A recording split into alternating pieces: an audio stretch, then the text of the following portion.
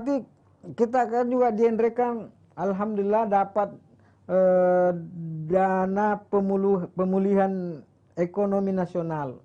Ya. Oh iya betul. Ya. Bisa Pak Bupati gambarkan kepada kami, ke Tribuners, pemirsa, penonton kami, bagaimana penggunaannya itu dan pengembangannya?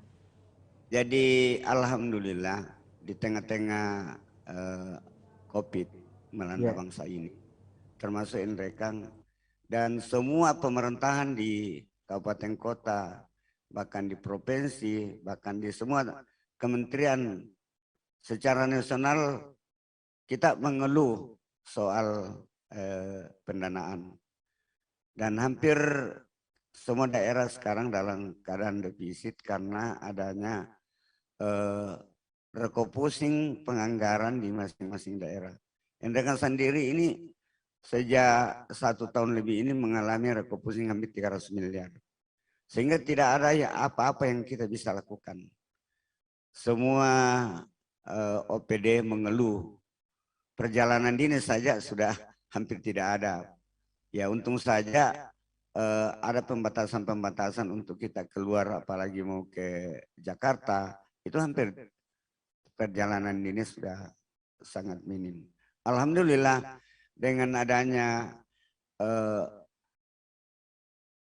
kebijakan yang sangat cerdas diambil oleh Bapak Presiden Joko Widodo, bahwa semua daerah dimungkinkan untuk meminjam dana pemulihan ekonomi nasional. Dan alhamdulillah sejak Juli tahun 2020 kemarin kita memang sudah proses dengan adanya peluang yang diberikan Bapak Presiden untuk mengusulkan ke kementerian untuk mendapatkan daripada dana PEN itu sendiri. Alhamdulillah ya, pertamanya itu saya mengusulkan 516 miliar. Tapi setelah melalui kajian yang sangat dalam oleh semua tim yang terkait, termasuk PT SNI sebagai penyelenggara daripada salah satu penyelenggara daripada dana PEN ini, akhirnya yang disetujui itu sebanyak 441 miliar 500 juta, dan itu hampir 60% dialokasikan untuk pembangunan infrastruktur jalan, lebih 200 miliar. Selebihnya itu kita membangun pasar kurang lebih 40 miliar, 45 miliar 3 pasar besar.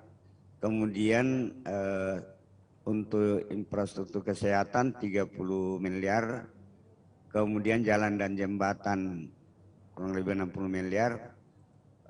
Selebihnya itu kita masuk pada infrastruktur olahraga, kesehatan dan pariwisata sebanyak 40 miliar. Dan sekarang sudah selesai semua dilelang, pihak ketiga sudah melaksanakan pekerjaan di lapangan. Dan ini sangat-sangat membantu kita di Endrekan. Saya bisa bayangkan bahwa kalau tidak ada ini, kemungkinan tahun 2020-2023 saya tidak bisa berbuat apa-apa di Endrekan.